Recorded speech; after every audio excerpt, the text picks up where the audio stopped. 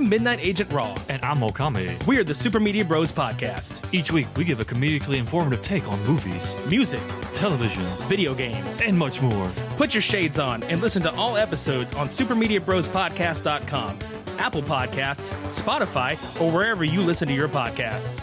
Yeah, Shades on. we're off.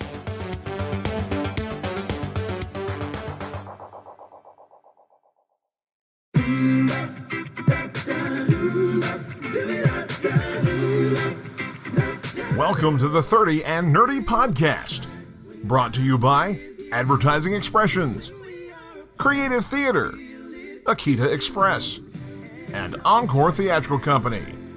Visit us online at 30andnerdypodcast.com. Drop us an email at 30andnerdypod@gmail.com. Like us on Facebook, follow us on Instagram and Twitter.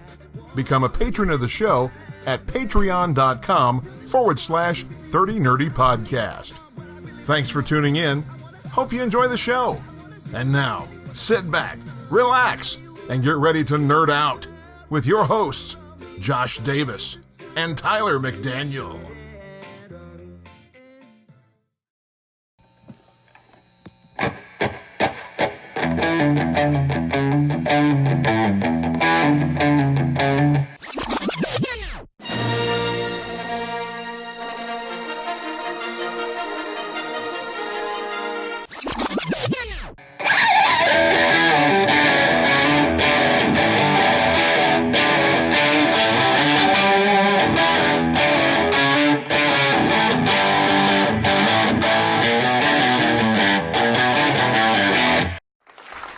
What's up, nerds and nerdettes? This is the podcast where everyone knows your name. Cheers to ya. I'm Josh. And I'm Tyler, and this is 30 and Nerdy. And we are coming at you from the Fortress of Nerditude with yours truly, the registered nerd practitioner, the founder of Nerdledge, the Nerdpolian Bonaparte of Morristown, the Mac. And always great to be joined by my co-host, the Juicy One, the Nerdtorious JLD, the PhD of Nerdology, Sergeant Sound Effect himself, Dr. Davis. Hey. And I'm excited. Oh, yeah? I am very excited for the first time in the history of the show. And hopefully the last time. The bad company, if you will, the three Nerdmigos, if you will, are together live at the Fortress of Nerditude. We are joined by Reverend Rant himself, Logan Roach. Hey guys, it's Oh, he's been dying to do that. Got with the first sound effect. I was ready for that. Yeah. It's great to be here. I'll see you next time. Yes! Dang, it worked. That's all he's wanted this entire time, was just to say hey live on the mic with all three of us. Mission accomplished. All right, bye. Merry Christmas. Achievement unlocked. We are so excited. This is our season finale of our first season of 30 and Nerdy podcast. Mm-hmm. And good news. We've been renewed. Oh, wow. For a second season. You like us. You really like us. Yes, we have been renewed for a second season, all thanks to everyone out there who listen and support the show. Oh, but stay tuned. 2020 will tell you what streaming service we will be on. So Yes. We will be picked up by a streaming service. Yeah. I mean, everybody gets picked up by a streaming service. Fingers crossed, Disney. Disney Plus, hopefully. I'll settle for HBO Max, but if we could get Disney Plus, that'd be fantastic. Prime. So, as you are listening to this episode, it is, well, you may not listen to it on actually today, but it's Christmas Day. Hey, Merry Christmas! Christmas. Wow. Or happy holidays. Happy holidays. Happy Hanukkah, because Hanukkah falls during Christmas this year. Have yourself a nerdy little Christmas. Wow. Kwanzaa. Everything. Everybody just Whatever be happy, you merry, celebrate, and have a happy and nerdy time doing it.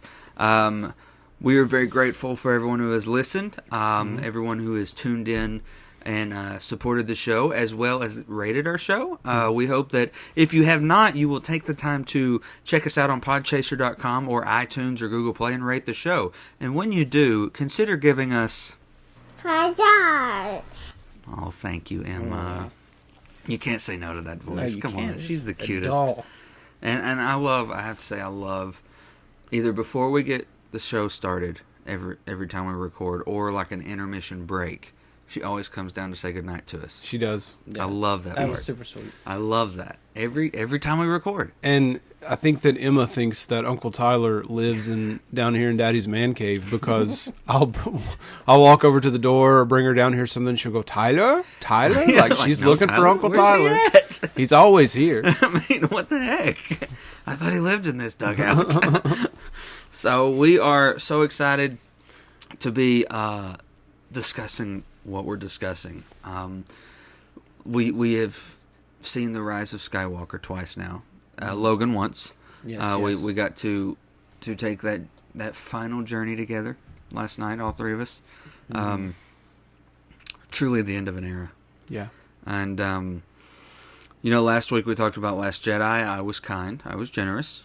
You were very kind. I was you very were, kind. You were very fair. But I feel like we were fair as well. You were very fair. You know. You even, you seeded some points where even Peyton was like, Yeah. like, But I feel like we made very good points to defend our position as well. Logan, what do you think? Standing outside looking in, I thought it was a very nice conversation.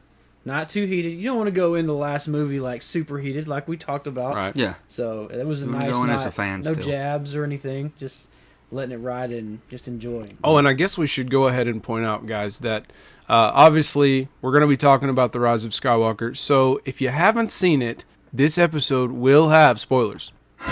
Okay? You heard it here. You've Now, been warned. you can listen for a few more minutes. Yeah, we'll talk, you'll get a NERDcabulary word. Yeah.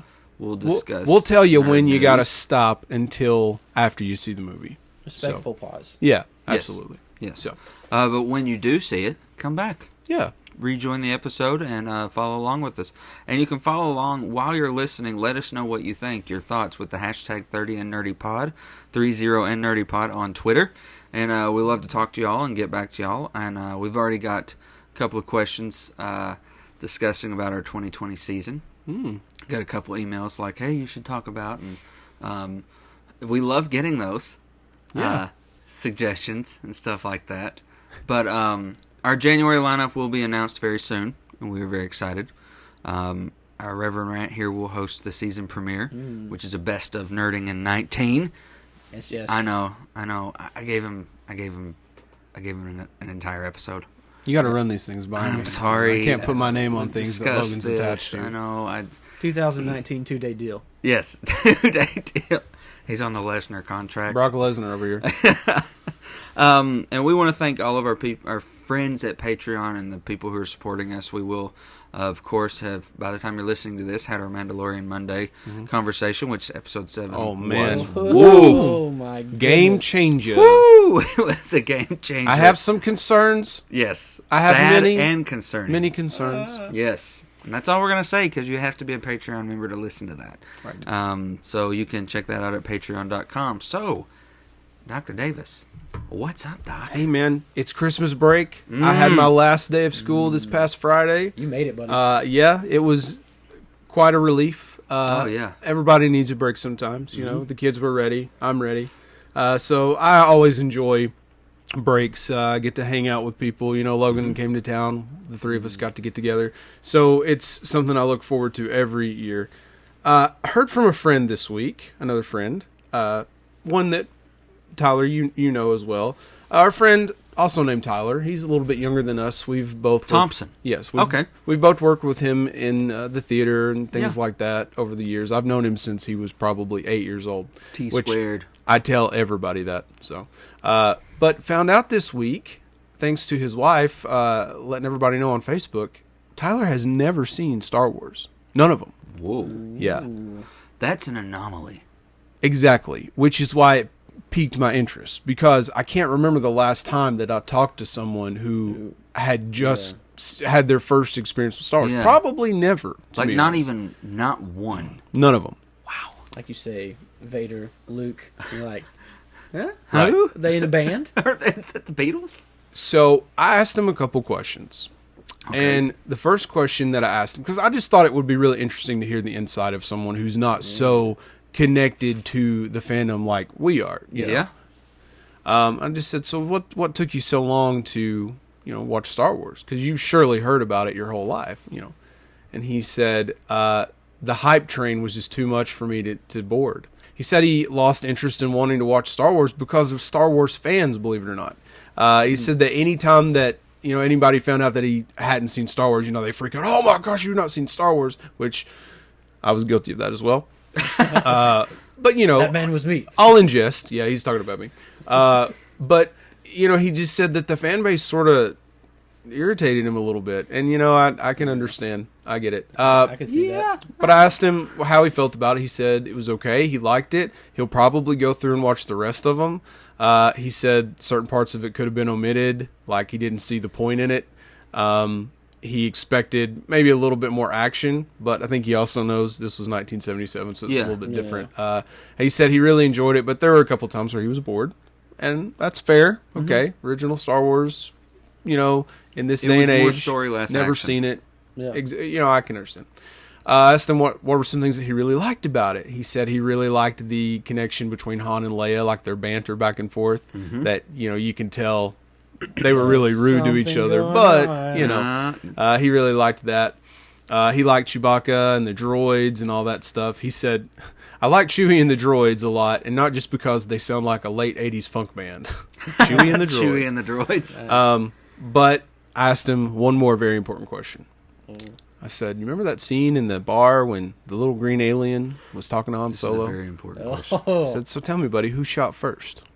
His response, "I think Han shot first. There's no way that at that close of a range, Greedo's blaster would have missed him as much as it did unless he got it first. That and Han doesn't seem like the guy to take any chances." I like that. the perfect answer. Especially the last part.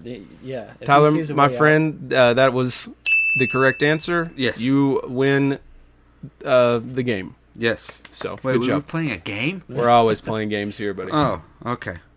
So yeah, I mean that's like I said, that's an anomaly because For sure. Even I was telling you earlier off air that like a few times I've tried to get my sister Peyton to watch the whole series. I mean, she's seen most of 4, most of 5, and it just always falls on when we can actually have the time, and that's very rare.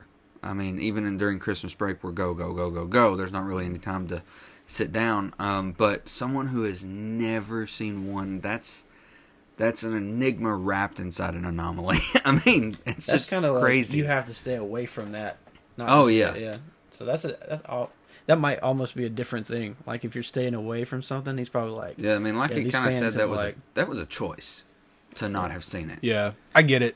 I do. And I mean, We can be a bit much. well, not just that, but like, I mean, if you've never seen it, and the past 3 years you've been on social media, you have seen the Yeah. polarizing arguments that Especially Star Wars since fandoms have. Disney. Yeah. So it's like, why would I want to be a part of this fan base? It's not or a good even look watch for us, these guys. movies? It's really not a good look for us. clean it up, suit up. I get it. Smile. But I thought those mean, were very, very fair responses. And I'm looking forward to hearing what he has to say about the other ones when he watches them. His wife is a big fan. Yes, So yes. she's trying to get him to watch them all. And I think he's interested. So Good. maybe we can Whoa, like- get him on here one day. So he's already married. So what if they disagree on a certain point in Star Wars? Is that a DV? Is that a deal breaker? I don't know. You all pretty much agree on everything. Most. Tyler and I. Not us. You and your wife. Oh. He's saying if Tyler and his wife disagree on a massive point of Star Wars, Whoa. is that a deal breaker? I mean, is that a like what if I don't he's know. Like, I think that Star Wars is more important to Leah than it is Becky. that's true. I would agree with that. Becky doesn't like the fact that I think I'm a Slytherin.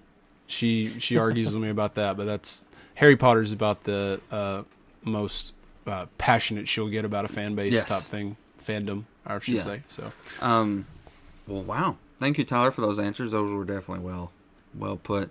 We've been in rehearsals off and on. for a chorus line. And the weather here doesn't know what it wants to be. You know, it's been like 30 some nights, 58 during the day. But did you know on Christmas Day it's supposed to be low 60s here? I heard that. Yeah. That's ridiculous. It's ridiculous. East Tennessee. But most of my week has been chock full of Star Wars stuff. So, Yeah, yeah. I understand. Pretty much.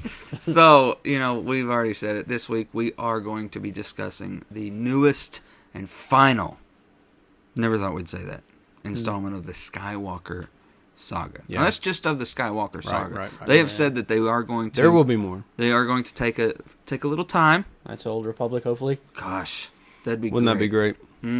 So good. That'd be great. And the fan service already. Keanu as Revan. That would be... Yeah. Did you see that? I did. That would be great. pretty cool. Darth I Revan, did. Keanu Reeves. I mean, he's everywhere else. Why not put him in the Star Wars galaxy? I think that'd be a great idea. Great casting. Yeah. So, we are going to be discussing on that. You have been warned. However, why don't we get to that after a couple words from our sponsors. Oh, right. 30 and Nerdy Podcast is brought to you by Encore Theatrical Company. Encore is heavy in its rehearsals for A Chorus Line, the 2020 season opener, coming at you January 17th through the 26th. That will be at Inman Humanities Complex Theater at Walter State, right here in Morristown, Tennessee. For ticket information, go to etcplays.org. At Encore, where it's not just theater, it's Encore.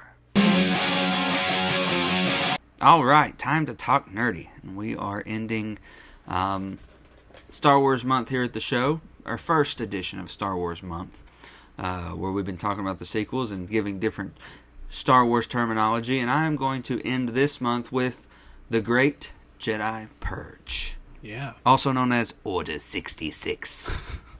It's good. Thank you.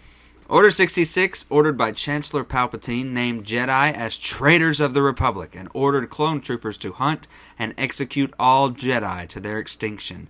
This nearly annihilated all Jedi. Some fought back until their death. Others, like Obi-Wan Kenobi and Yoda, went into hiding.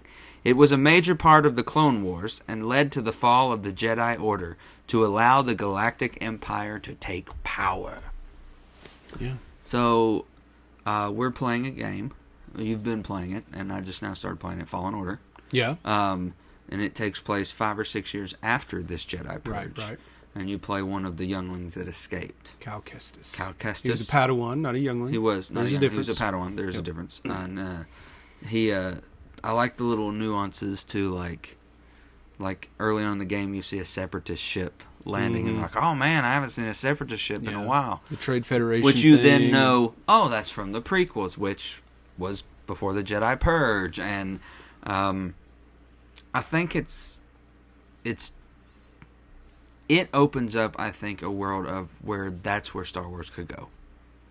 Maybe next. Like the Jedi who survived Right. the initial purge and are being, like, Logan's been dying for his girl to get a spinoff of some sort. Ahsoka. Yeah, I love her in Clone Wars, man. Yes. Aren't they bringing Clone Wars back, though? They are. Wasn't that something they announced at They are. They're bringing the D23? Clone Wars Yeah. back. Which will be intriguing to see, because I've been I'll watching watch. some of it. Yeah, because wasn't the writers that dropped from Clone Wars, they started Rebels, right? Yes, they started Rebels. So But, it'd be cool, though. yeah, the Great Jedi Purge. Probably don't use that in a sentence. No, this way, I 'cause think people should. I people think will look at you like you're crazy. I think you should walk up to an innocent bystander and maybe talk to them that you survived the Jedi Purge. Order 66. Could we talk to you about our Jedi Purge? Be like, sorry, I've got PTSD. You know, I was a survivor of the Jedi Purge. And if these are not Star Wars fans, they'd be like, what happened? Oh, no. Oh no, when was this? You didn't hear about Order 66? Maybe they'll offer you a warm blanket. Sleep and a on this drink. hard ground with a warm blanket. Do you need help? Do you need me to call someone? There's no one left to call. Wow. I'm going to do that in the mall tomorrow when I'm Christmas shopping. All right, so that's your nerd word of the week and your last one of Star Wars month. So why don't we get to your favorite segment? Yeah. And it's called What you watching? Wow. I've actually always wanted to say that. Have you? Yeah. Nice. I didn't Nice. let you say it when you did the pop episode? I don't think so. Were we doing it? I don't think that was like a epically? thing. Was it a thing about pop I can't episode? remember back then. No, it was That's so too long far ago. A year, man. It's like June. That's too far away. 6 whole months. You'll have to go back to the database. I think we definitely did do that, though. So, JD, I mean, you know, you've been watching basically the same thing for the past month, but I'm still going to ask you, what you watching? You know what? You're going to love this. Okay. I watched the first episode of Crisis on Infinite Earths. I did it. Yeah, I did. You told me that I'd be okay not having seen any of the other shows. Yeah. You were wrong. I had no idea what was going on. I did not know who half of the I people was like, were. no, you don't have to watch it. I didn't get it. But in all honesty, man, if I had told you, yeah, you need to, you would not have binged all 5 of the other shows. That's true, too. It's a lot of library now. You could have given me a little, background. Well, 2 or 3 of the Earths have already been destroyed. And they only were able to save specific people from those individual worlds. Like, Earth 2's gone. Okay. Earth 3's gone. Maybe I just need to watch it again with you there Yes. to be like my personal Wikipedia or something. And Your NERDcabuary? yeah, that.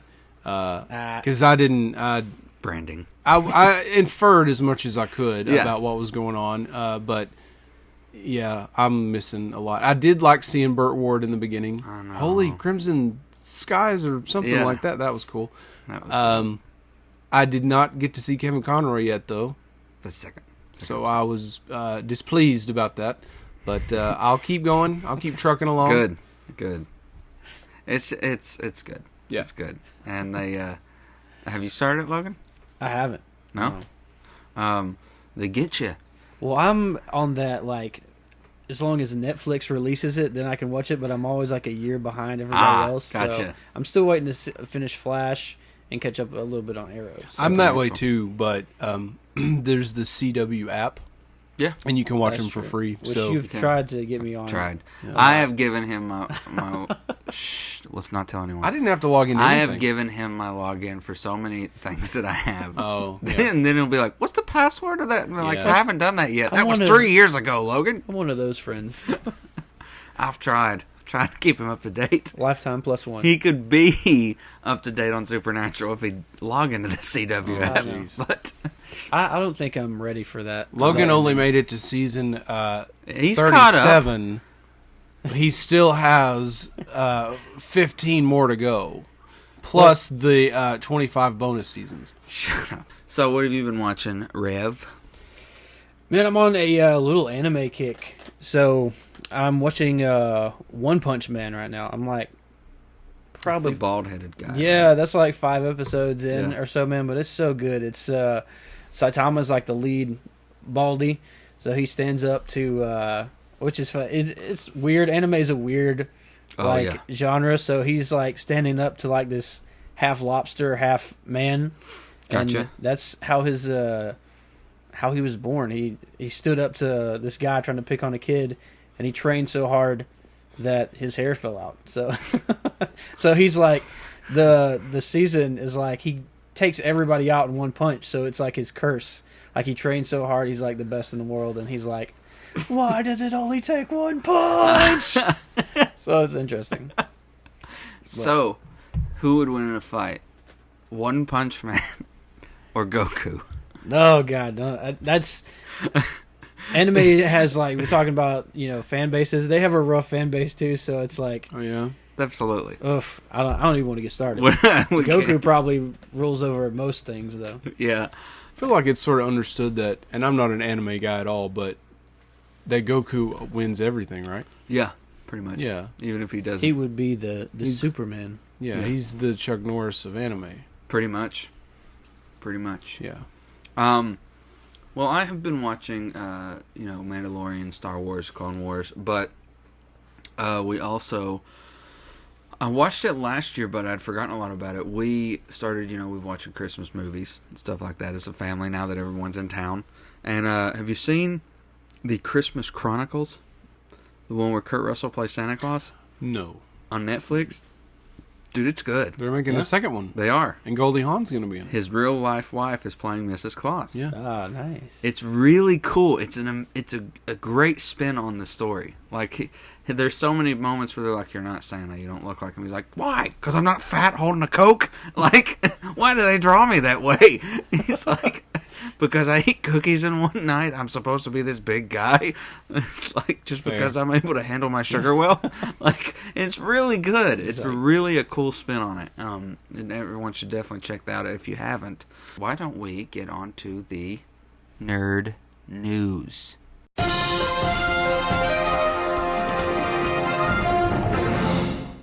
All right. So, I know that, like, the past couple of times I've ended on a sad note. So I'm going to start the news on a sad note. Netflix has canceled Daybreak. Thoughts? You're the one who sold me on this show. I know. I didn't hate it. I didn't finish it. Yeah, I'm sorry. Did you finish it, Rev? I did finish it. It was like a super cool take on the zombie apocalypse. Yeah, it was really cool. Because just the fact that you don't know why the moms and dads turn, the kids are like running things now. It's very high school arcade. Yeah, you got your pockets and stuff. Yes. But it was interesting, and I know Young Sam Yeah, from Supernatural is the lead. so good. And what's it? The principal? Oh yeah. I can't remember. He was in Godzilla. He was freaking cable guy. Broderick. Matthew Broderick. Yeah. Yeah. I'll do that a lot. I know where they're from and what they've been in, but I don't know names. You know that guy in that movie. But he did with really the well. dinosaurs? I thought he was like, Yes. he did so good through that whole thing. I Um, wasn't crazy about the ending because it didn't make too much sense. I Which thought, is probably why they.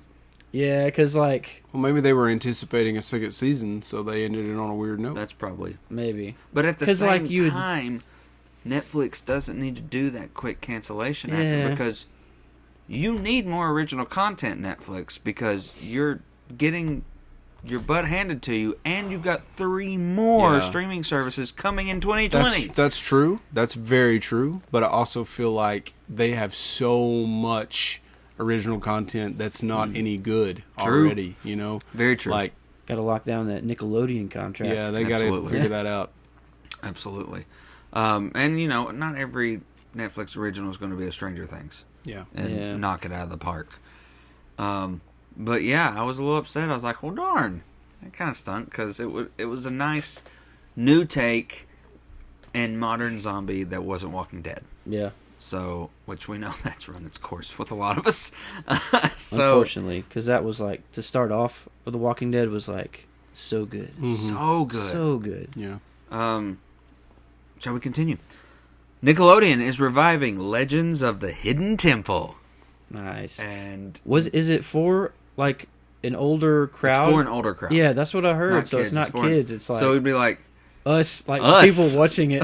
who watched it as a kid. We're now Doing taking the part in temple. it. That show gave me so much anxiety. When they would pop out and Yeah. Flames scare everywhere. you. But yeah, I'm excited because they could make it with today's, you know, technology What and if writing. they brought back? You said like adults are going to be on the show. Yeah. So what if they brought back like people who were on the show as kids? Ooh. Dang. Like, I will conquer the Yeah, temple. and show They're like our where they age. Fell. Like, I have been practicing for this Maybe this day since I failed. maybe the some first- of them were on American Ninja Warrior. yeah. now. Oh, You I gotta- bet. You gotta watch out for people now. You never know. They just bust out a obstacle course on you right there. Yeah, they gotta be prepared. Moving on, Paramount Pictures is reviving Jackass with a 4th installment. Hey, I just want to say those poor guys and their bodies. They're And like in their Johnny 40s, Knoxville's like late 50. 40s and 50s now. And no Ryan Dunn in this one. Like, yeah. Yeah. he passed away after 3, so what? I mean, it just... Be like everybody coming back. Just I guess everybody. Well, not Bam's everybody's doing bad. fat. Yeah, he's Have you not seen looking him? good. Yeah, I've He has seen him. gained some weight. Yeah. It could be a good thing. Could mean he's off drugs. Maybe they will, tone it down a bit. Maybe that, or they're training the new era Oh, no. of... They They're have like, new people. I kind of hope not. what if they make fun of reboots and they're like, we're rebooting it. We're training the Have next like generation. people that looks just like them, their younger selves. They're training the next generation of stunt performers. I don't know. I'm not exactly like stoked about that. If you don't multiply, you die, right? Yeah, right? All right, continuing on. In an interview, Sting said that he would come The wrestler, not the musician. The wrestler, not the musician. He would come out of retirement. One more round. The wrestler Sting, who everyone loves Yeah. from the WCW days, Favorite of all time. said he would come out of retirement for a match with Taker. And here, three very avid fans of both Undertaker and Sting Yeah. are here to tell you, it's too late. Yeah. They always do this, man. We've been talking back and forth about wrestling for years, but it's like they always bring back those old guns, and it's like we respect that, but it might be time to move on. I appreciate the nostalgia of it, but Yeah. at this point, they should have done that when Sting had his one-off Mania. Could you imagine if they did it right after they bought WCW, like prime? That would have been... Oh, if he hadn't left and went to TNA? Yeah. Oh, that'd have been Well, a lot of prime those time. guys, why would they come back? They had guaranteed money for like 2 years until their contracts ran Yeah. out. Why would they go work? So Right. I don't really blame them for that. Yeah, it's just... But I mean, imagine if they'd be like, yeah, I own you imagine? WCW. And Sting's know, just like, all right. Sting is my all-time number one favorite, and when he had his WrestleMania debut With in H. California with Triple H, I flew out there to see it because yeah. that's how much of a Sting fan that I am. And when I found out he retired, I was sad that he didn't get a longer run in WWE, but at the same time, he's not the same as he was 20 years ago, No. obviously. And Undertaker has definitely seen better days, and I think we've been questioning for a couple of years now, should he really Taker's continue just to do heartbreaking this? at this point. And it's just so sad to watch. Like the Kind of disaster. like when Favre tried to come back and play football. Yeah. ended up with the It Vikings. was just sad. But like Yeah. the disaster of Goldberg and Undertaker, I guess it was in Saudi Arabia. Like when stuff like that, that was happens, so bad. Or what was it? DX and Brothers of Destruction. Yeah. DX and Brothers of Destruction. Was It Just- looks bad. just so bad. such hype around it, such a build up, and well, then like it was. you're always saying to terrible. me that nostalgia sells. It does. Not in every walk of life should It nostalgia sells. They'll sell. get money out of it. They'll but get the should money they? out of them, but should they? They'll sell Not another won't they, round of should. DX shirts. Yeah. But that Well, and match. that's the thing, though. In this case, like when you're talking about two human beings who age, it's different when it's a cartoon character Yeah. or a movie franchise or whatever. But when it's two living, breathing men who have put their bodies on the line for something came out today about the Undertaker. He's the longest reigning performer in Who the still WWE, does things. 25 plus years. who still does things. Like they're not the same. And no, it's not the same. it's just. I mean, it's- even the Taker too late. we all saw in Atlanta after that H match, he WrestleMania had to 27. be rolled out, and I was like, okay. I mean, I think he won, but the fact that he had to be rolled out, I was like, I would have been wish- fine walking away with that. Like he ended it all to end it all. I think that if for the Brock Lesnar thing to mean anything, maybe that should have been it for the Undertaker. yeah, and he I should have never come back. since then I've totally Well, honestly- disagreed with that idea anyway. They should have never ended the streak. It should have ended with the second H, end of an era, as they Yeah. build it up. That would have been perfect. Sean was the referee. Yeah, that Yeah. was. That was they all did I like agree. a bow off at the top of the, they Yeah. looked around like kind of like That this was is like- the I end of our agree, era. but if it had to end and that's how they wanted to end it, I would have preferred to just not see Undertaker yeah, anymore. Yeah. I think what made me hate the Lesnar taking the streak more was Taker came back the next year, Yeah. 21 And 1. looked great and looked- won. That's the one I was at. It was Yeah. 31 looked great and won. against Bray Wyatt. It's like, so why? And then lost to Reigns. Oh, we were at that And we were one. there for that too, and it I about was burned the building down. terrible. I told them that if If the Undertaker lost, I would burn the building down. then that stadium's no longer standing. So, listen, I don't know if anyone listens. Don't do it. Don't do it. Sting, Taker, Vince, for the love of God, please don't do it. We are avid fans of both of them, and we don't want to see it. No, And I don't want to see Sting lose again for no reason. true. Yes, Yeah. Because that will Exactly. happen. He won't. He won't win that. absolutely. So, continuing on, the new Mighty Morphin Power Rangers reboot, again, will actually follow the tone. What was it? Here we Tropic go Thunder? again. Again. will actually follow the tone of the 90s TV show Mighty Morphin Power Rangers and will completely ignore the 2017 flop. Great idea. Poor Billy. Poor Billy from product Stranger placement. Things You was- notice that end scene of Power Rangers? It was right by a Starbucks the whole time. Yeah. Yeah.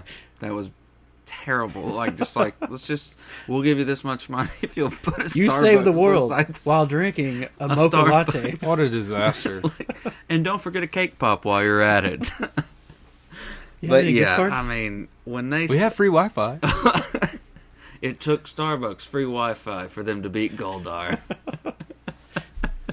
Jeez. The only good thing I can say that came out of that movie was I liked the mythos that Rita was the Green Ranger. I like that. Who That was turned cool. on Yeah. the Red Ranger Zordon. I did like that.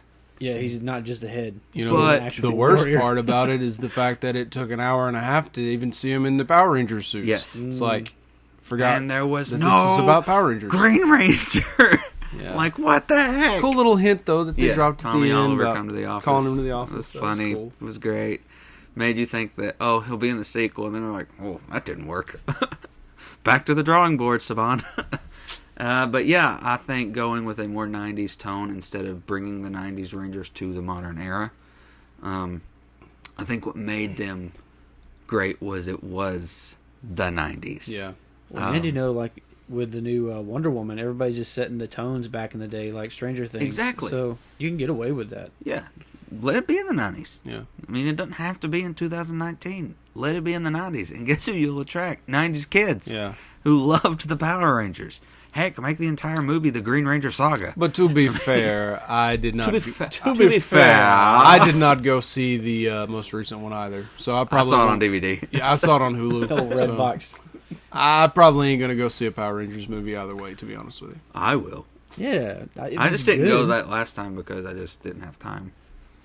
But if they say, like, I'll go to this one, Okay, I'll let you know. you can tell me about it. I'll tell you all about it. Now, I originally had that as the last piece of news, but before we came on with the news, the Rev here showed me a recent post from IGN that James Cameron's at it again. And he's talking mad crap again, saying his words, Avatar 2 will beat Endgame. Okay. My sentiments exactly. What are you thinking, James Cameron? Are you crazy? Gasp. James, do we have to put you in the corner again when you said that you would not lose to Endgame? And what happened about a month or so after you said that? Endgame beat you, Yeah, brother. pretty sure you lost. You lost.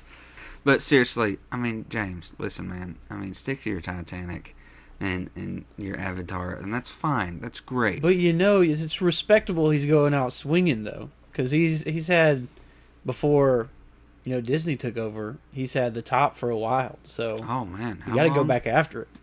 And they just, and remember how he also within those comments of when after Endgame beat him, he said something about re-releasing, and he was like, or extending or something like they did.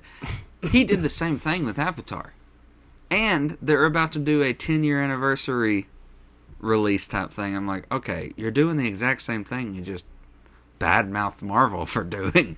And now you're actually in the Disney company, so you've got to be careful, brother. Good luck, James. That's all we're going to say. Yeah. Good luck there, Cam. But yeah, not a lot in the news this week. Hopefully we have more to come next week, but that's okay. I know you're excited. It gives us more time to talk about Star Wars. Yeah. So that is the end of your nerd news.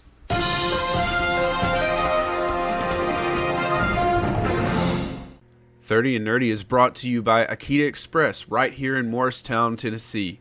Freshly grilled hibachi, full service portions, and quality at a fast pace. Give Akita Express a try. They are here in Morristown at 3100 East Morris Boulevard. When you stop by, tell them 30 and Nerdy sent you.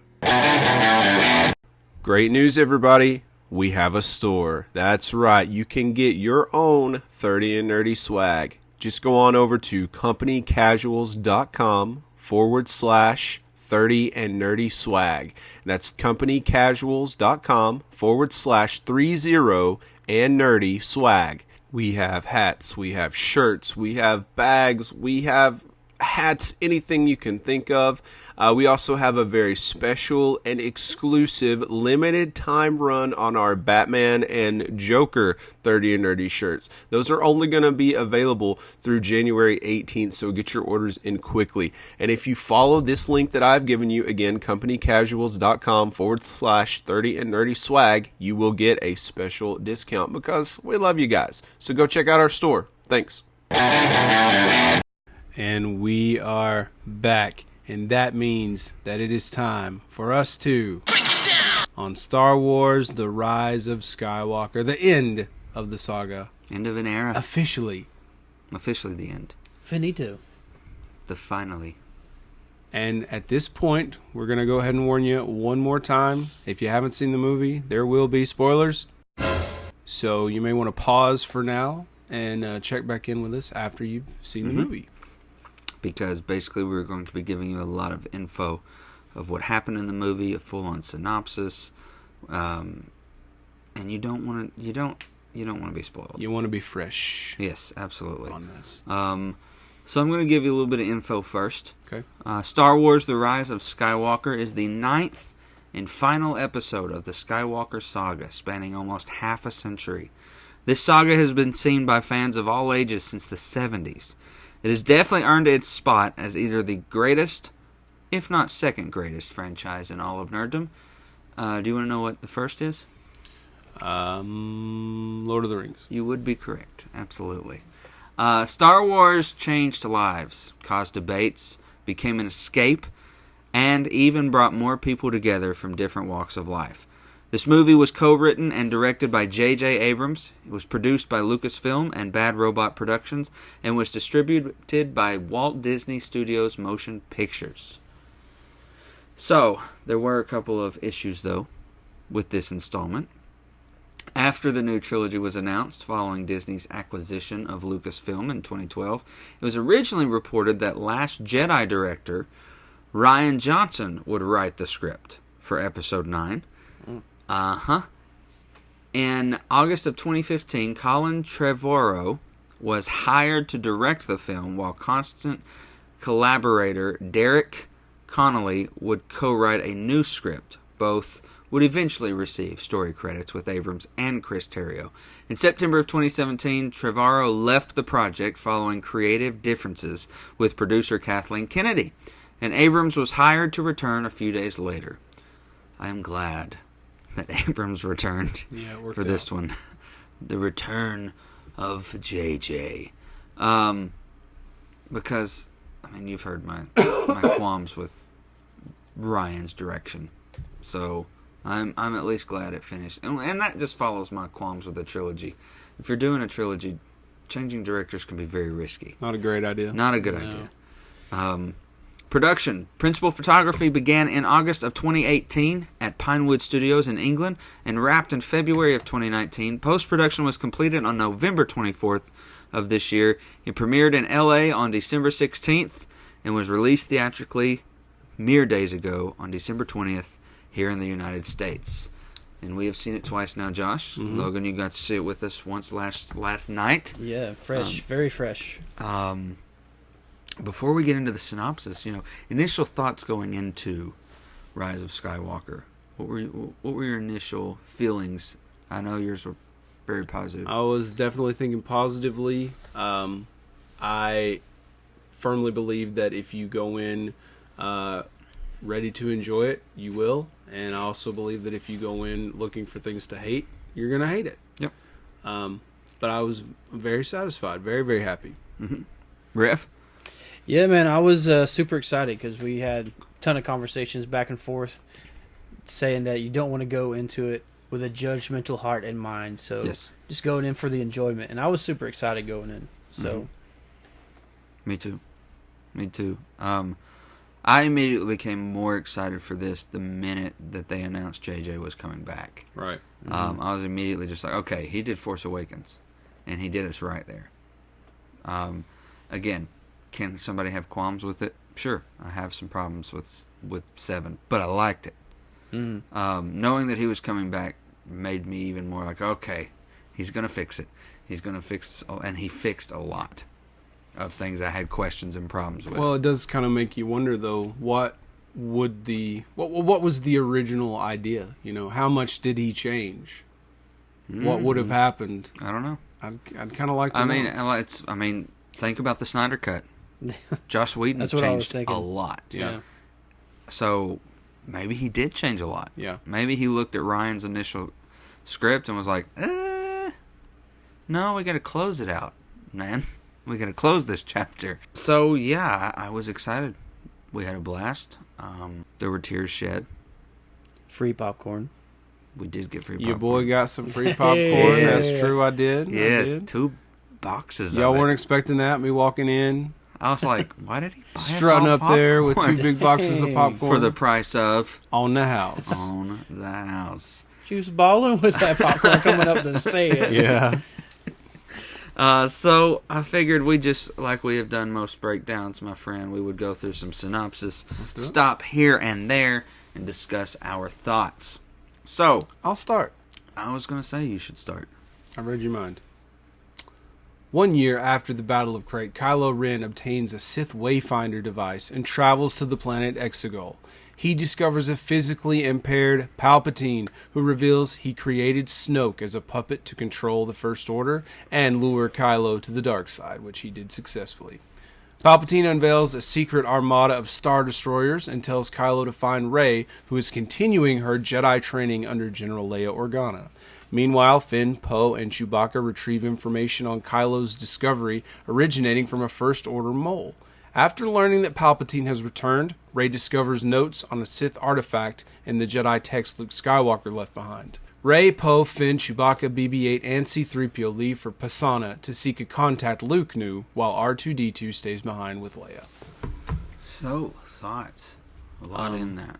Strong opening with Kylo. Ooh, he is wrecking things at the beginning of he, this. the big complaint about Kylo, of course, has been, the kind of whiny He's a baby. mentality he's had. And right here, you get what you were expecting. Yeah, that we wanted Super in Last Jedi. villainous. Films ago. Yeah. But the lightsaber sound that Kylo's Claymore saber makes is my favorite. I love Yeah. Kylo's It's very lightsaber. intimidating.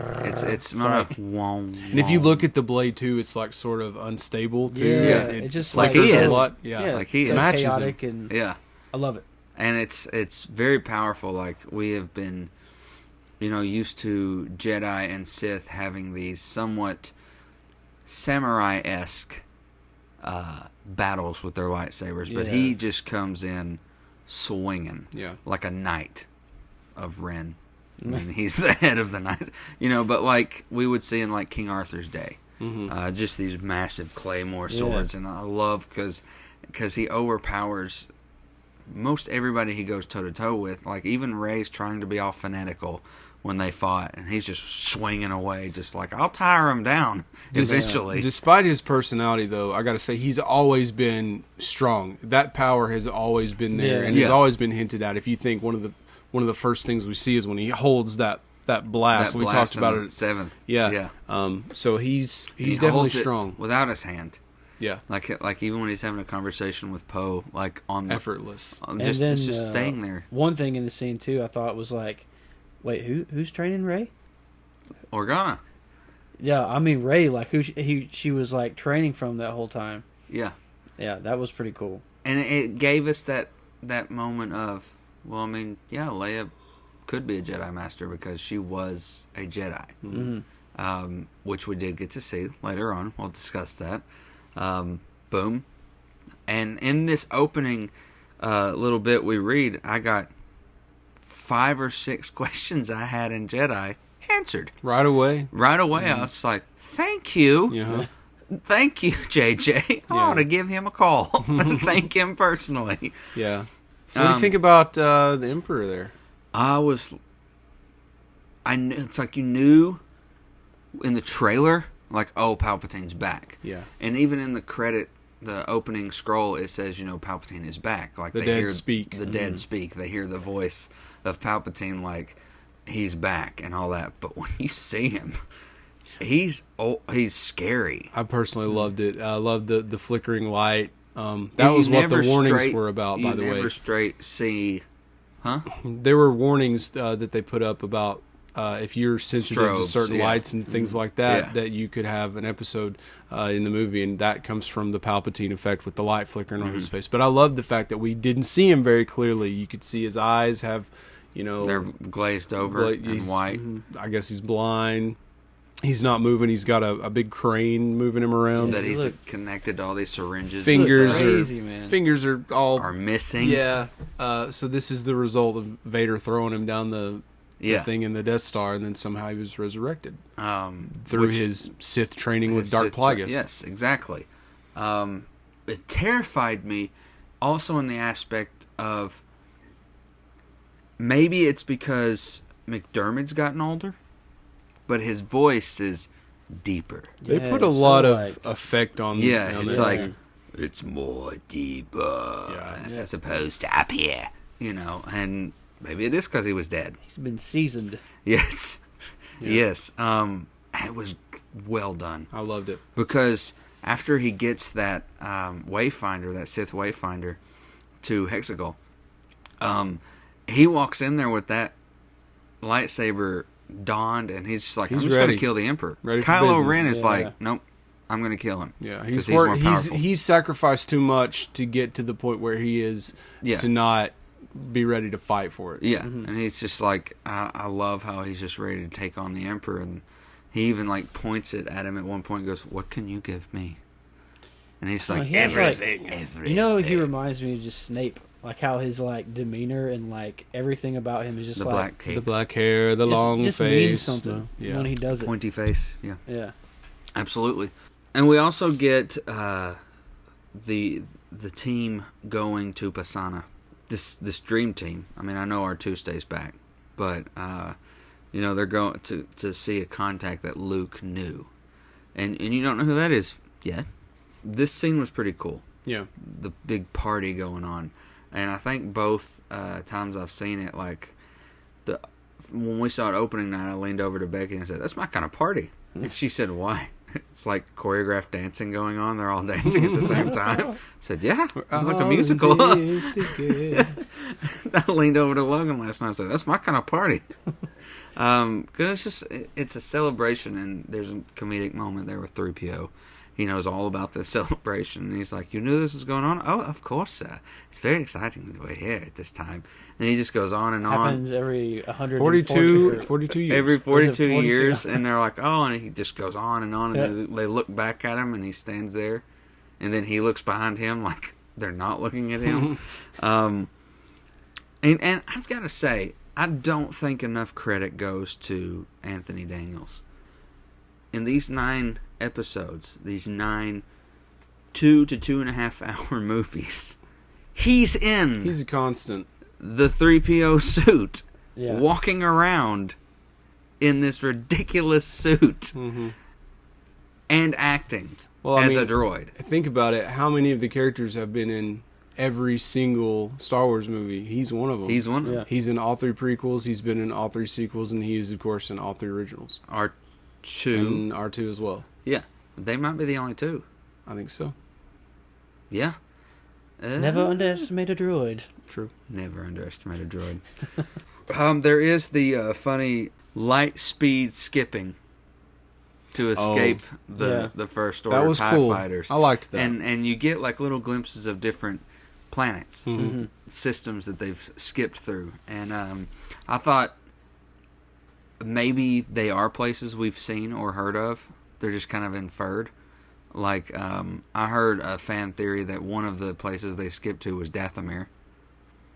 Oh, maybe the one with the big monster? The big monster thing. Maybe. I was like, it's a pretty cool. dry planet, though. I think.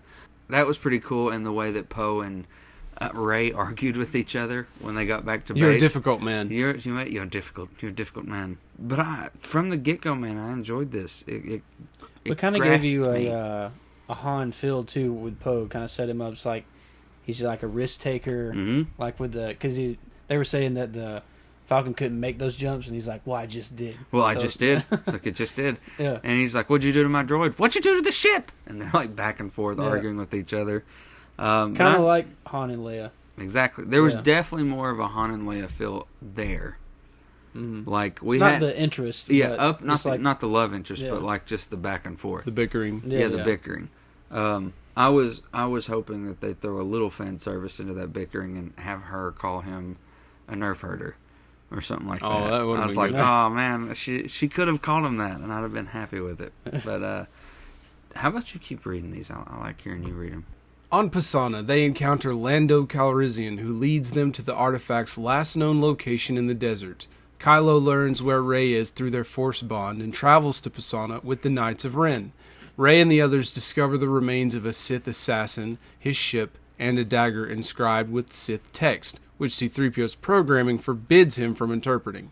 Sensing that Kylo is nearby, Rey goes to confront him. The First Order captures the Millennium Falcon, Chewbacca, and the dagger. Rey, attempting to save Chewbacca, accidentally destroys a First Order transport with Force lightning. Big clue there. The group escapes on the assassin's ship, presuming Chewbacca was killed in the explosion. And I looked, well, opening night, Becky started freaking out. Becky was immediately. so upset about Chewbacca. And I made a point to, at that scene, look at Logan, who was sitting beside me. His mouth dropped. Yeah. When I was like, he can't end like Yeah, they were that. very surprised. A mistake? we were all just like, that opening night, everyone just, wait. Not me. No, not you. Nah, Scholar found out something. I knew better because I'd seen the trailers where he's flying the Falcon with Lando, so I knew he'd be okay. So that sounds like a missed detail. I don't know, there were two. I don't think it's a missed detail. Watching back I through think again. if you hadn't seen the trailer, you wouldn't know. Watching back through again last night, I did notice the second ship. We got Lando back. That was cool. It was great seeing Lando. I Of was so course, excited We to see knew that he was going to be in it because of the trailer, but still there was that, there's Lando. Mm-hmm. Kind of like one of the old school people are here. Yeah. And we're good. And fortunately, he made it through. He did. Him, Chewbacca, and the droids are all we got left from the From old the days. original trilogy. I did like the addition of the flying stormtroopers. Oh, with the jetpacks. Yeah, with That the was a jetpacks. cool scene. It brought a difference. You know, not just regular stormtroopers that we're always used to. They're always kind of changing them here and there. Stormtroopers are equipped for any type of environment and Yes. situation. These They're flying now. they're flying now. So they come across this ship, the Sith assassin's ship. Right. And Rey looks at it and goes, I've seen that ship before. And obviously, if you followed along with this trilogy, you're like, so have we, so have we, so have we. You know, that's the ship that left you at Jakku. But yeah, we get this almost grueling death of Chewie, except for obviously Josh knew it wasn't his death. And we get the Force lightning, which... First big... Is it a hint, though? Because Dooku also uses Force lightning. So yes, I just it's think a hint to... there's something dark and sinister inside her. Yes. Yeah, because the lightning is definitely more associated to the dark side. But you Yes. have to think, too, though, Kylo was there as well. Mhm. So she might have been amplified a little bit. Yeah, Yeah. because That's true. we haven't figured out they're a dyad yet. No, But he hasn't said he that. hasn't said it yet. Connection. I mean, it's... But we've known. for We've a been while. given many clues. There are. I mean, they can Skype. the years. They can FaceTime Yeah. Force Skyping. through a distance. Yeah. But I mean, That was a cool scene, too, when I like Rey jumped over Kylo's ship and cut the wing off. Yes. That was a cool, like, little slow-mo. That was like That's the in the first teaser trailer. we got. Yeah. yeah. And She was, like, running away and did that little... Matrix cut. jump. Yeah. There's also this serpent creature that they come in contact with in the cave. And I didn't catch Yeah. it the first night, but I caught it last night. Yeah. That there's an Indiana Jones joke somewhat there. They find a body of bones, and Poe says, "Oh, it had to be bones. I don't like bones." Then what's the next creature they see? Yeah. A big snake. I don't like snakes. Right. So it's like it's not on the nose of a joke, but I think it's obviously it's there for a reason. Probably. They purposely Yeah. they want people to go, Indiana Jones. Okay, you own that too. So, but yeah, any other thoughts on that little segment? I think it just builds up how Rey could go a lot of different directions at this point, because she's kind of messing with Kylo, trying to break away from that, and then she's trying to save Chewie, which was a pretty awesome scene too, because she held back the ship, and then Kylo Until and her Kylo showed up. yeah. Then they were like fighting, so it kind of displays how powerful, like, they really are. And I loved the aspect of when they're kind of in their downtime talking about what happened. She says, "I lost control." Like, she immediately just knew, like, oh my God, I went too far.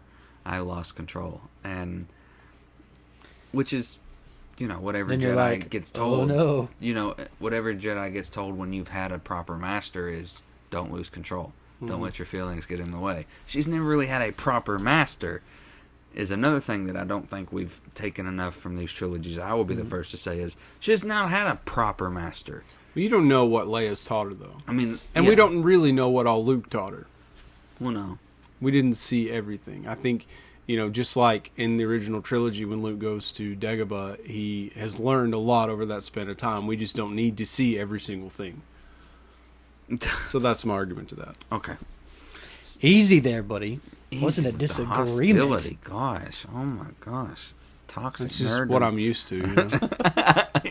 We're all friends here, buddy. Poe suggests that they head to Kijimi to have the Sith text extracted from C-3PO's memory. It provides coordinates to a Wayfinder device on Endor, leading to Palpatine's location. Rey senses Chewbacca is alive, and the group mount a rescue mission. While Kylo searches for Rey, the group infiltrate his Star Destroyer with the help of Zori Bliss, an old friend of Poe's.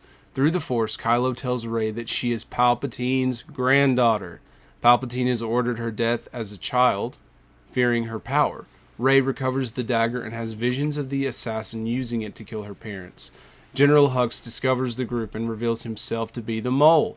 He allows them to escape on the Falcon, but is executed for treason. Kijimi is destroyed as a show of force.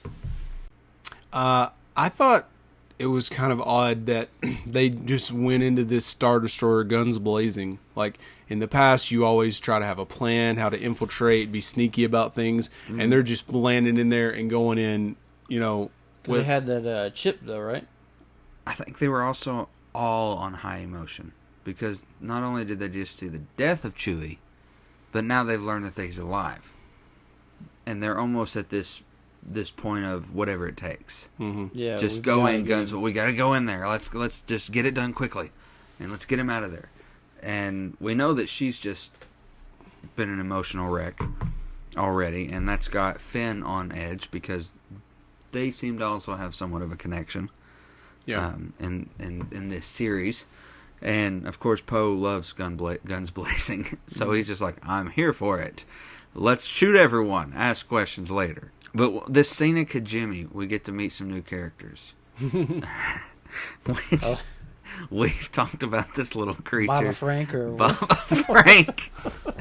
Babu Frank. Baba Frank. Yay! Hey, buddy. And he is this technician, basically. He can rewire and hijack He's any... small enough that he can get to all the little tiny spots in the droids' heads. Yes, he is a tiny little thing. And you have to appreciate, too, like, how they've toned down the CGI some and used, like, the puppets and everything. It Like makes they it used feel to. so Right. much better. Like that Jim Henson Dark Crystal feel, like the old school Star Wars I think it's felt. better.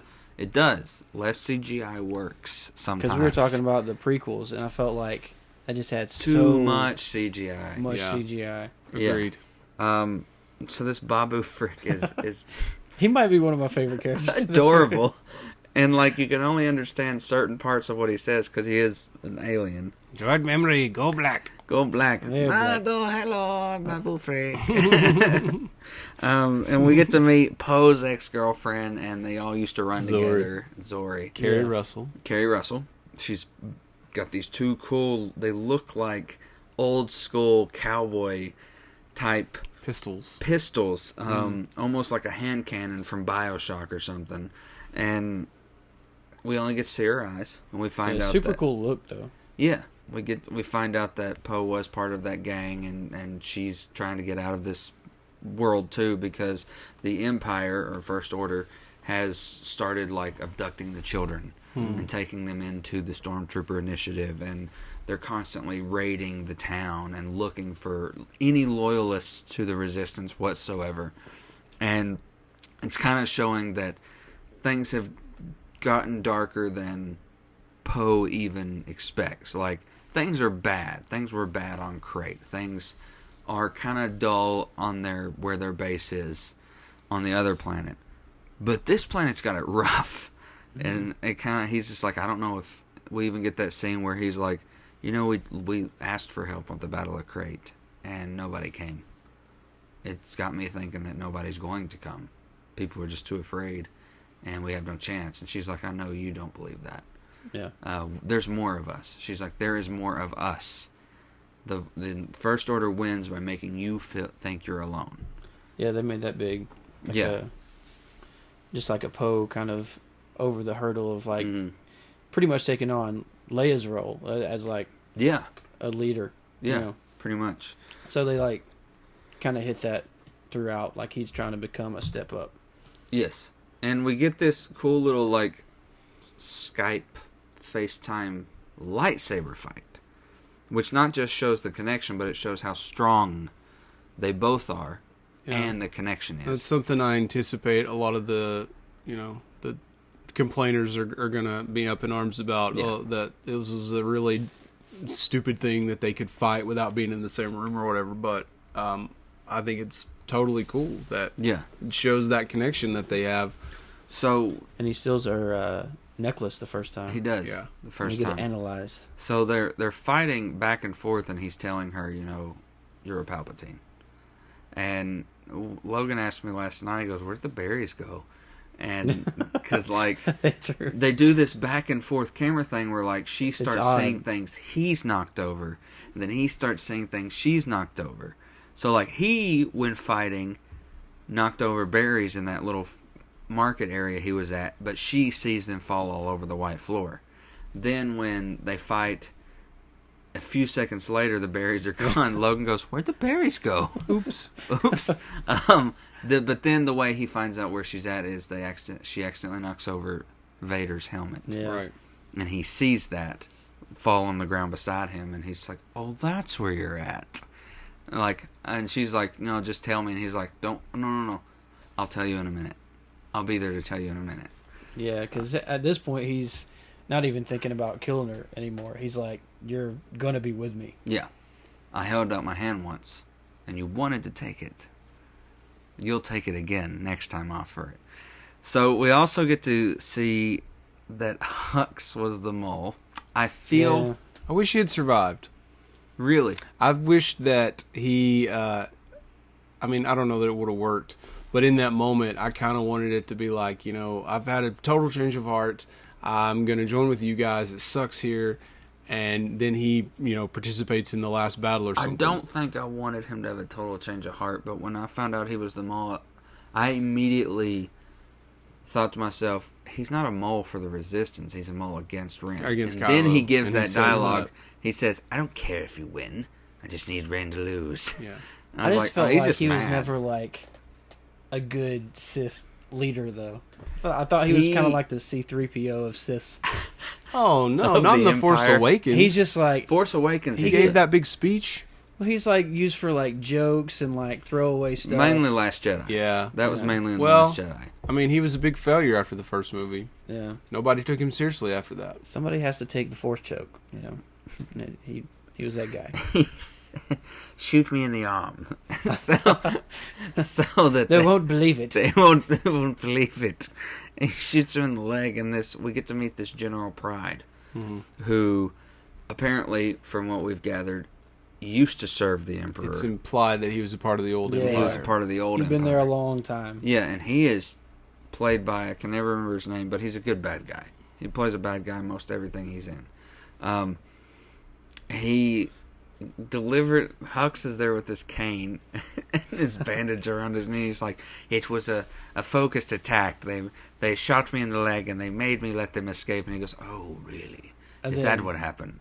And then he just shoots him. Yeah, kills no Hux right then and there. Or anything. Just mid-discussion. And he's like, and tell him we know who the traitor is. We found our spy. Yes. But he, like we were talking about earlier, before we started recording. Like, he feels like an old school like Sith Star leader. Wars villain. Yeah, His yeah. name is Richard E. Grant. Yes. Yeah, he did so good. The only time I've ever seen him play somewhat of a good guy was in the 90s. He was in the movie Spice World. He was with the also in Spice Girls. Dracula.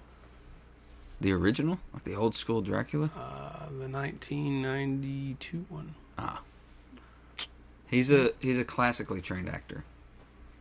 He's been in a lot of British classics. So, and you can tell the way he kind of carries himself, the way he performs. You know, somewhat of like what you'd got out of Alec Guinness in the original. It's just, Or you can Peter tell. Cushing. Or, yeah, Peter Cushing. So, he kills Hux, and you're just kind of like, well, he's not getting his own trilogy on Disney Plus. He's not getting a spinoff. Next, the group follows the coordinates to Endor. They meet a former stormtrooper, Janna, who leads them to the remains of the second Death Star. Rey uses the dagger to locate the Wayfinder. Upon touching it, she envisions herself as a Sith. Kylo, having tracked the group to Endor, destroys the Wayfinder and engages Rey in a duel. A dying Leia calls to Kylo through the Force, but Rey impales him. Sensing Leia's death, Rey heals Kylo and takes his ship. She exiles herself on Ahch-To, shaken by her Sith lineage. Luke's spirit appears and encourages Rey to face Palpatine as he once faced Darth Vader. He provides her with Leia's lightsaber and his old X-Wing. Rey leaves for Exegol, using the Wayfinder on Kylo's ship. On Endor, Kylo converses with a vision of his father and throws away his lightsaber, reclaiming his identity as Ben Solo. We'll get to that. Probably one of my favorite parts of the movie was that whole thing on the Death Star out in the middle of the ocean. Absolutely. Her climbing through the Death Star, and you see the Stormtrooper armor laying around. Old school She goes Stormtrooper. in the throne room and everything. Sees herself as a Sith with a cool lightsaber, double bladed, Right. but it starts out like folded together, Yeah, and then she she, does like, this little clicks it. click thing. This is what she could become if she Yes. embraces her lineage. Yeah, pretty much. And then engages. I think that it would have been cool to see more of her duel with herself. Maybe a little more. Yeah, like what if when she did face the Emperor, he had created some sort of, like he did with Snoke, he created Yeah. some sort of dark ray Yeah. that she had to defeat. Yes. Or like Dark Link in the Water Temple.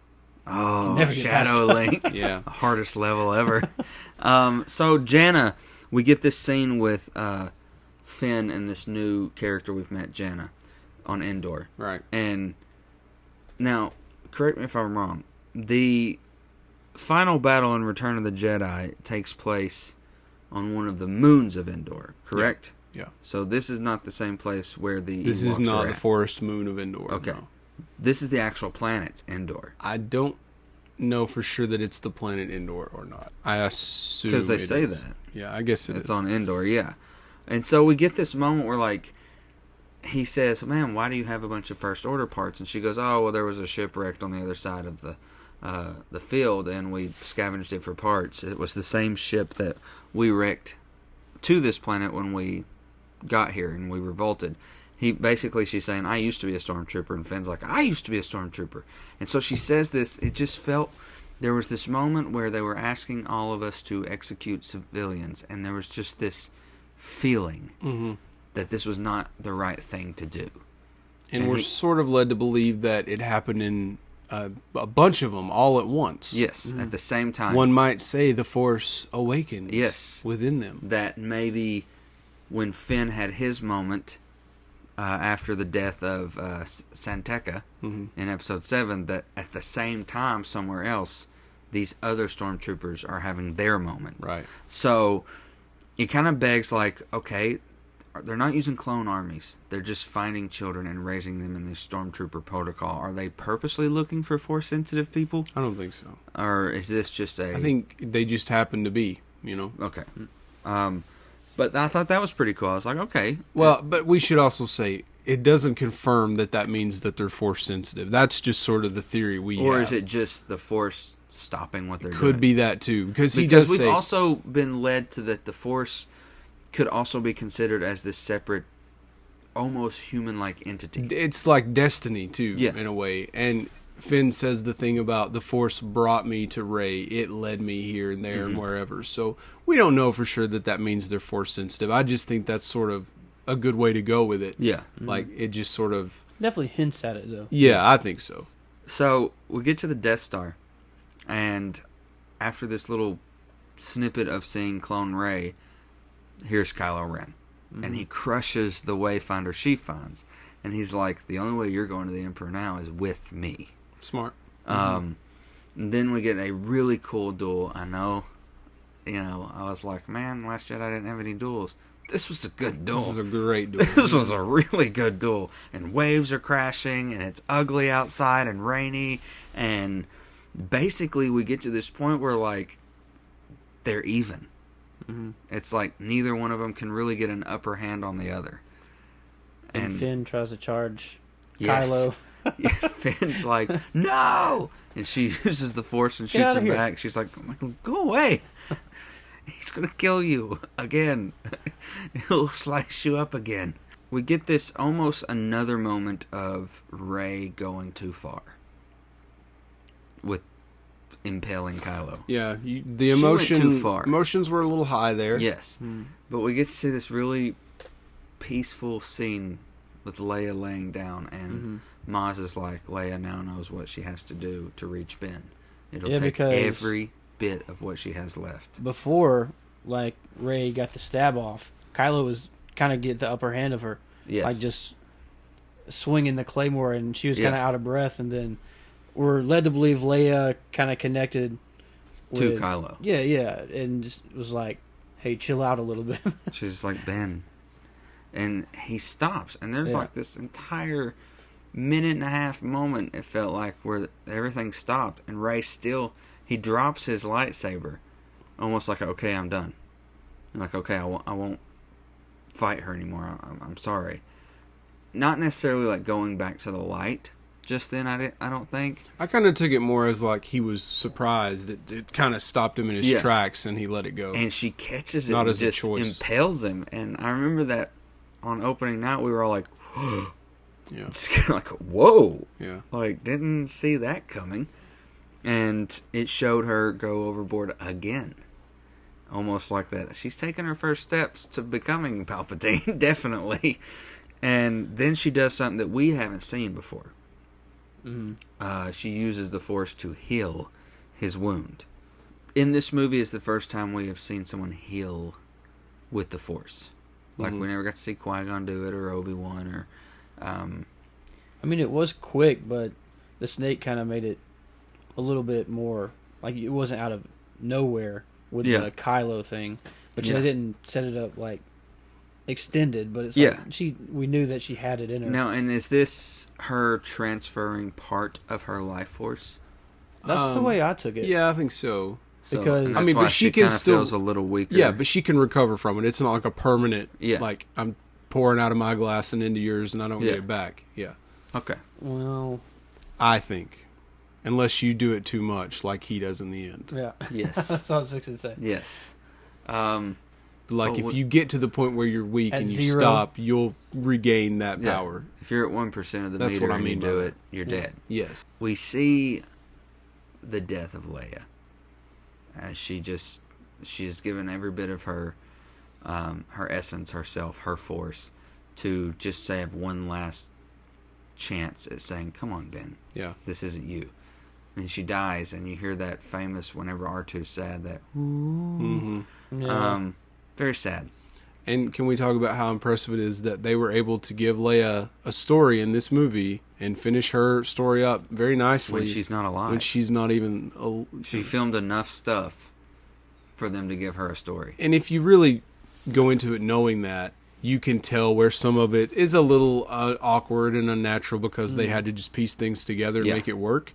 But I think that if you were someone who didn't know that Carrie Fisher had died, you probably wouldn't know that that's not really her standing there, you know. I think there was a moment there where I started to tear up, mainly because, not just because Leia was dead or Carrie was dead, but think about this.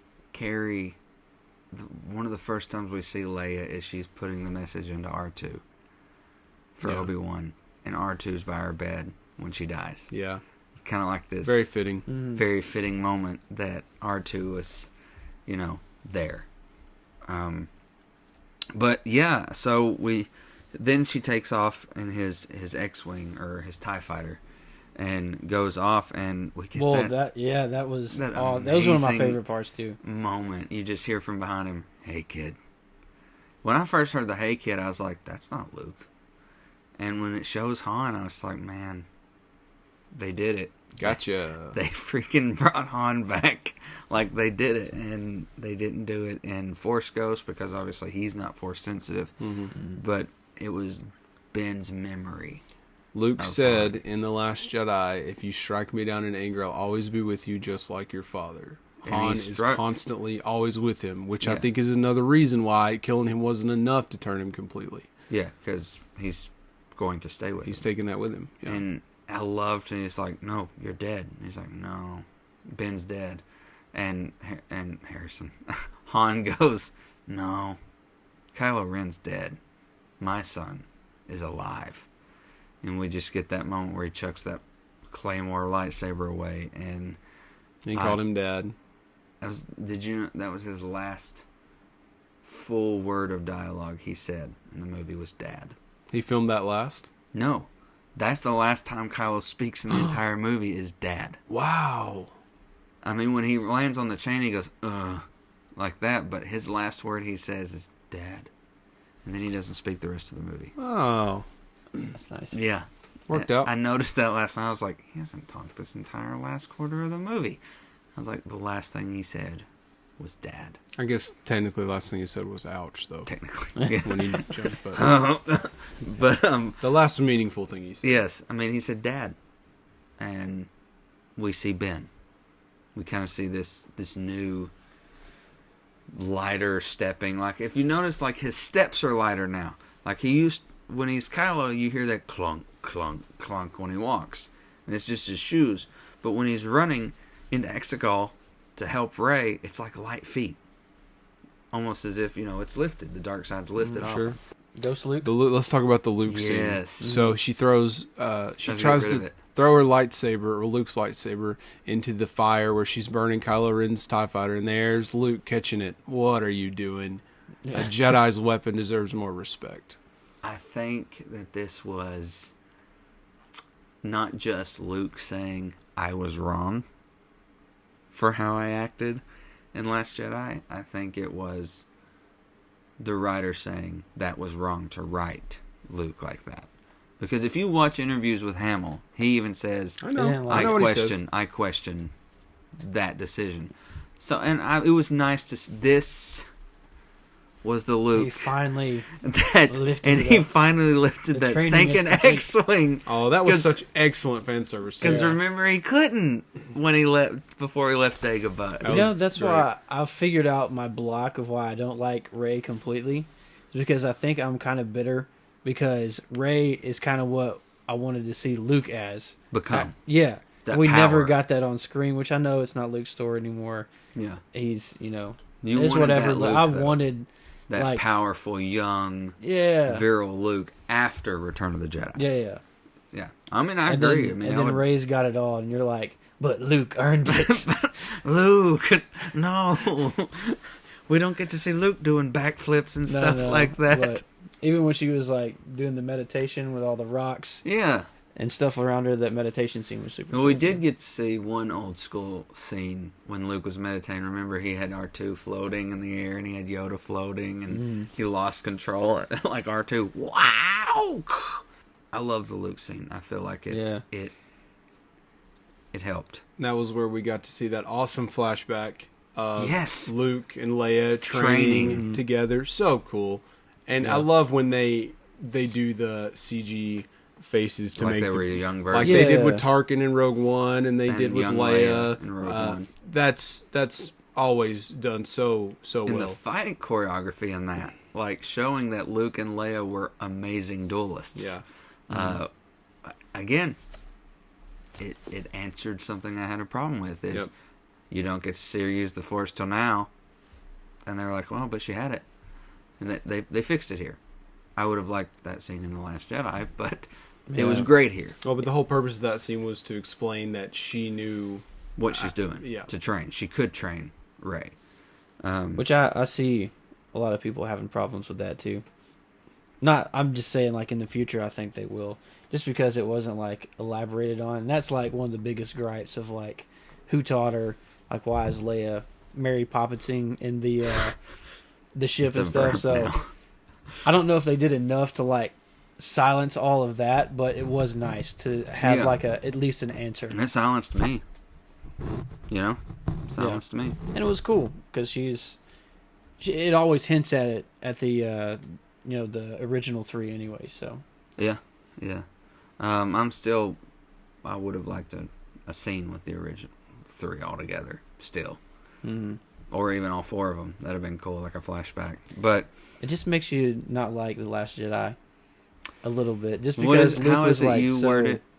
It made a lot of Last Jedi feel like unnecessary. You know? Mm-hmm. And after it's all said and done, I feel that way about, like, Rose. Why? That's the question I had too. Is like, wouldn't it weird like how Finn just passed her? They were kind of like a love interest in Last Jedi, and they didn't even acknowledge. Yeah, she kissed him and she passed out, and then it's kind of like a. Yeah, I know that was like, hey, buddy, gotta go, Rose. I was like, oh, we're still gotta talk about that weird kiss you gave me last year. We're not gonna talk about it. I just thought that in Last Jedi, Rose was very cheesy and corny and kind of silly, and in this one, she was a lot better. And why do they have a single guard guarding the pods? Yes. They just keycode it, man. Yeah. Like, that was her part in Last Jedi. One girl. Like, imagine if 50 people tried to flee. She ain't shocking all 50 of them. We ain't all bought tickets to the concert. We rushed the gates. I agree, though. She was less unnecessary in this movie and more... But, like, if Rose didn't exist, the movie would have turned out the same. In both cases, Last Jedi and in Rise of Skywalker. Actually, in Last Jedi, I would have gotten my wish, and Finn would have died if Rose didn't exist. That's true. He would have died sacrificing himself. Yeah, Finn had a lot of standing around in this one. Yeah, he was the. But he also had a little bit more edge to him. More confidence. Yeah. More confidence. It's been a year since the Battle of Crate, so he was like the support friend. Yeah, he was Rey's support. When he said, "Hold hands."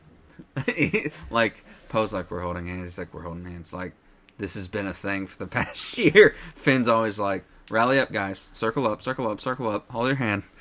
So, before we get to the finale of this finale, like, we're in the finale breakdown of our finale episode of the finale of Skywalker Saga. Any other thoughts before we finish her up? No. Shell will take us to the end here. All right, the grand finale. Rey arrives on Exegol and transmits her location to the Resistance. She confronts Palpatine, who demands she kill him to become a Sith herself. The Resistance engages in battle with Palpatine's fleet. Ben overpowers the Knights of Ren and arrives to help Rey. Palpatine rejuvenates himself by absorbing the life essence of Rey and Ben. He incapacitates Ben and attacks the Resistance fleet with Force lightning. A weakened Rey hears the voices of past Jedi who lend her their strength. Palpatine attacks her with his lightning, but Rey deflects it using the Skywalker lightsabers, killing him.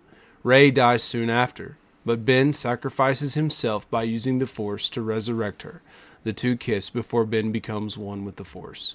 The Resistance, backed by reinforcements, destroy the remainder of Palpatine's fleet.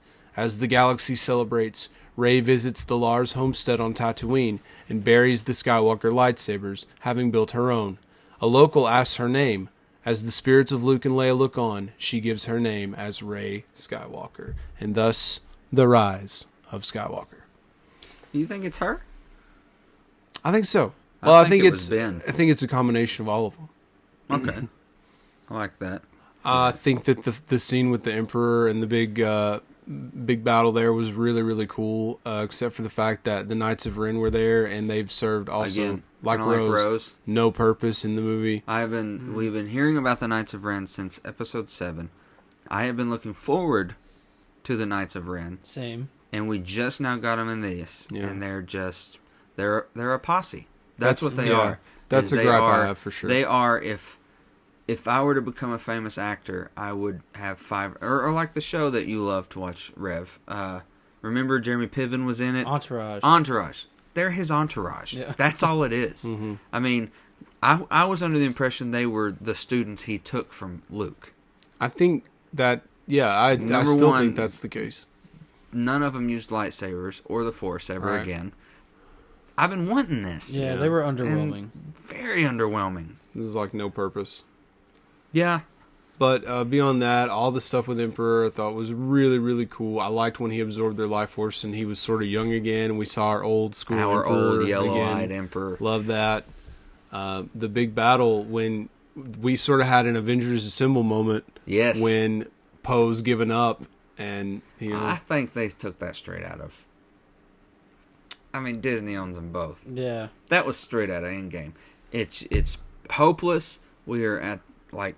Cap's about to die, Poe's about to die. It's hopeless. Then you hear the static, and How you did hear you guys feel about the voice. like every ship having Death Star cannon capabilities? I did not like that because they felt like when they talked about them, like super overpowered, and then like a bunch of farmers and people got their like cars and come and like shot them down. So it's like, yeah, it was a bit much. I didn't like that part. I would imagine I would have been fine if who's the main general like now? Pride. Admiral Pride. If his ship was the planet killer, just one of them. Yeah. But like there were thousands of these things. They made it seem like it was just hopeless. It's a world ender. The sheer size of the fleet, I think, was threat enough. Yeah. But then be like, wait, and the fact that all have planet killing guns. They literally were risen from the ocean or whatever it was.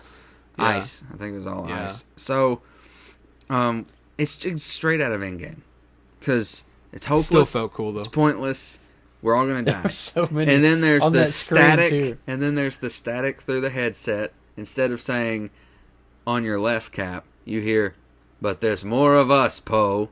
And then, boom, instead of portals opening up, you get the entire rebellion finally shot. I was like, that seems familiar. That was your initial reaction? Your initial reaction wasn't, yes! Oh, no. Opening night, I was like, holy crap, this is what... But last night, I was like... I don't care if it's similar or not. I thought it was awesome. No, I'm not knocking it. But it's a good formula. It's a great formula. I mean, it jacks you up. Yeah. I mean, it's like I feel like I'm in one of those ships and I'm helping them and I'm taking down the new empire, the final order, whatever. I was like, I am in that cockpit with Chewie and Lando right now, and I am like it jacks you up. Like I felt like a kid watching Star Wars again. We got to see Wedge there on one of the guns. Wedge Antilles. Yeah. All he said was "nice flying, Lando," but hey.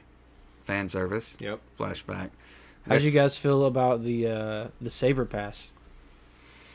I feel like that might be controversial. They have totally set us up for that. Though. They set us up. Their connection, almost as if they can... I mean, they can do things that... Now, for average fans, someone may need to deeply explain just how impossible it is to have a dyad. Yeah, like it's thousands of years between when Emperor Palpatine realized what they are, that they're a dyad in the Force. It's been thousands of years since we've last seen a dyad in the Force. They can do things that Qui-Gon can't do. There's strength in the power Yoda of can't two, do. and that's so we hear about the Sith power of two, the rule of two, whatever. But this is a thing similar to that, but I guess even stronger. Yes, and that's what's the two are one. That's how Palpatine's able to come back. Yeah. So I didn't have a problem with it. I thought it was cool. It's just, and she knew he was there. There's that again. There's that look. He's just like, I'm here. Because he didn't have a lot of time to kind of expand on that connection. So the way he did it, I thought was pretty well. Like made you understand how big their connection was.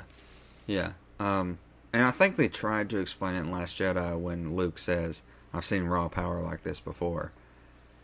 Yeah, and we got clues all the way through. All the way through. Yeah, the voices that she heard. Oh yeah. The voices that called out to her through the Force, saying that we are with you, we believe in you. We He was know hulking up. she was hulking up. We know Be that with Qui-Gon. Be with me. Yeah. Qui-Gon was a voice. Old Obi-Wan and Ewan McGregor's Obi-Wan. Yoda. Yoda. Mace Windu. Anakin. Ugh. Hayden And Christen's Anakin. Of all people, I'm probably not saying the name right, but the character name was like Adi Gallia. She was one of the Jedi on the council in the prequels. She Red was and in the white. credits. Yeah. She had like the weird ears or the something. weird ears. She's red and white. Then we got, was Ahsoka in there too? Ahsoka said Ahsoka speak. And Kanan from Rebels. From Rebels. Mm-hmm. Freddie Prinze Jr.'s character from Rebels. They all spoke to her, and she hulked up and defeated the Emperor. Another That was Avengers cool. type moment there. I am all of the Sith. I am all the Jedi. I am Iron And Man. I just wanted her to put her fingers up and snap. and him blow up. And then he dissolves. He just dissolves into nothing. You Yeah. know what we're gonna do? We're gonna take this idea and this idea. And it's like, this is a great idea, and everybody's like, that was the ending to Endgame. Yeah, we'll do that. We'll do the end game. It's become an ending. It's become its own formula. We're going to do the end game. That's what we're going to do. It jacks people up. It gets them hype. Nobody's gonna notice until like 10 years later, and we've seen the same ending Like, 20 if you... times. I love it. You can watch Endgame and this movie back to back and be like, they're so diverse. Wait a second. Wait a This minute. ending's been done before. But, like I said, it jacks you up. Those kind of endings. Sure. But I would give... How'd you like the Emperor's chain lightning? I thought that was a pretty cool scene. Oh, taking down the big- ships and stuff. Yeah. That was very It's cool. huge. Because he was like pretty much consuming the planet with electricity. Mm-hmm. The finale was great. It was beautiful. But I have one complaint. Uh-oh. Now I want more. Really? They showed us a surviving Rey, claimed to be a Skywalker, with a new lightsaber. Wow, how the tables have turned. With a yellow-beamed lightsaber, first of all. A color we have not seen in these shows, in these movies. We've yet to see. Right. So, they gave us a new crystal color. And I was like, ooh, now I want her to rebuild the temple. Truthfully, no. It was a great ending. It was beautiful. I don't want more. But I wouldn't be angry for more. Yeah. Because I was like, okay. Is she going to redecorate the Skywalker house and rebuild the temple? And I could use more. I don't need it, but I could use more. Yeah, I think it was a lot of things, like we talked about, were answered. I think there was like, I don't know, I think it was more like a lot of apology stuff, which I enjoyed. Any type of nostalgia that you get is good, just like with the X-Wing. Like, that's something we've wanted to see for years. So it's like, I don't mind it. I hate he had to apologize so much for like The Last Jedi, it felt. But I think overall it was a pretty good tie. Mm-hmm. I wasn't displeased. Like we talk about, if you sit here and pick about things. We know as your best friends that you're very hard to impress. Mm-hmm. It was hard a to good impress Star the Wars Rev. experience. So I have nitpicky things, but it's nothing like. I think you can say that about any Star Wars, though. Yeah, You can say that about anything. That too. I think I don't know. I feel like it gave you a lot of good Star Wars things. I just felt it was like, not that I'm complaining, but it felt like it missed a little bit of soul.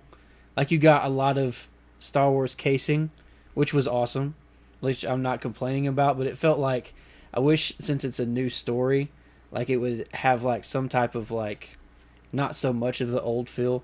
You know what I'm saying? Because like the story that they told about Rey has been kind of told. I think with that comes how 7 started out. Yeah. I think There's 7 so many was so changes. nostalgic and so New Hopey. I know I've said that 1,000 times. It could have been different from the beginning, and I think Last Jedi would have been less hated if 7 were a complete turnaround from a normal Star Wars. Perhaps. But you have to hook them. Yeah. Yeah. And I think, how you going to not have that type of stuff when you've got the original Big 3 coming back? You've got to reference all that stuff. You got to absolutely do that. I'm happy to say that the trolls, as I call them, the online trolls, the toxic fans. I've been reading the comments, which I try not to do, but I've been curious. And you know what? I'm proud to say that probably 3/4 of the things that I read are positive comments. People are happy. More positive. People are very satisfied. You know, you'll have people say, well, there were things here and there that I didn't like, whatever, but I still enjoyed it. Yeah. Well, and we discussed this texting yesterday. Tomato Eater gave it a, what was it, a 59. A 59. Mm-hmm. Critics gave it a high B, low A. No. Fans. Critics gave it, critics are Tomato Eater. Instead of like Siskel and Ebert these days, we have Tomato Eater that rates everything. They gave it an F, basically. Mm-hmm. We, after seeing it, gave it a high B, low A. Shouldn't that be how it is? Mm-hmm. I mean, should we have gotten to a point where people are going into this movie not just disliking it or hating something because of, the trailer. They're seeing what critics are saying about Star Wars. What makes a critic get to criticize Star Wars if they're not into that kind of stuff? Who's to say that they're not? I mean, they might be, but something inspired them to become a movie critic. I have mixed feelings about movie critics. Yeah, you've always been... I hate Tomato Eater, exactly, first of all. Yeah. I mean, I hate that stuff. Like, dude, it's just... I don't put a lot of stock into it. It's such a massive range of opinions out there in the world, and for us to base a grade off of some old people who have seen it before us, and some critics and media people, like you... I'm quoting you, you cannot listen to that before you see it. Right. And I feel bad for the people who have listened to them going into this movie.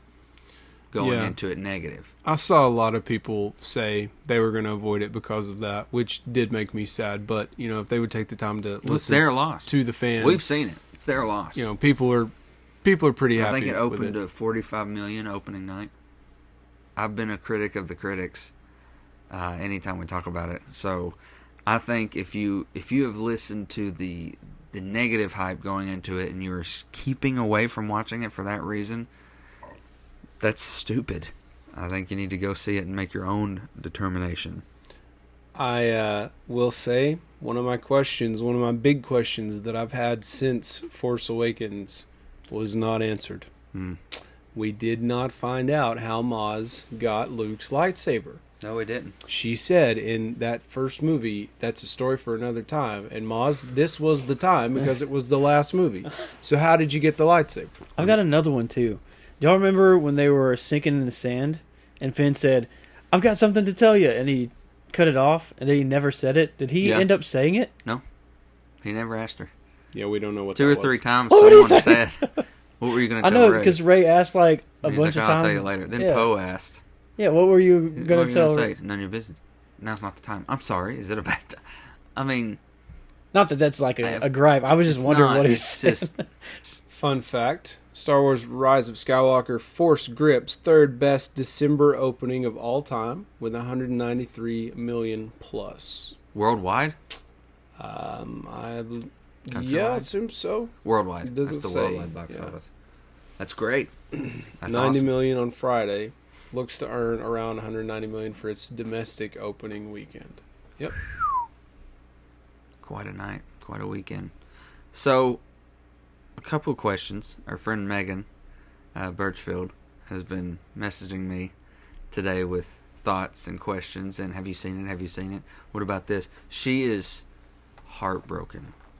She wanted a Hallmark ending for Ben and Ray. Oh, Becky did too. Yeah.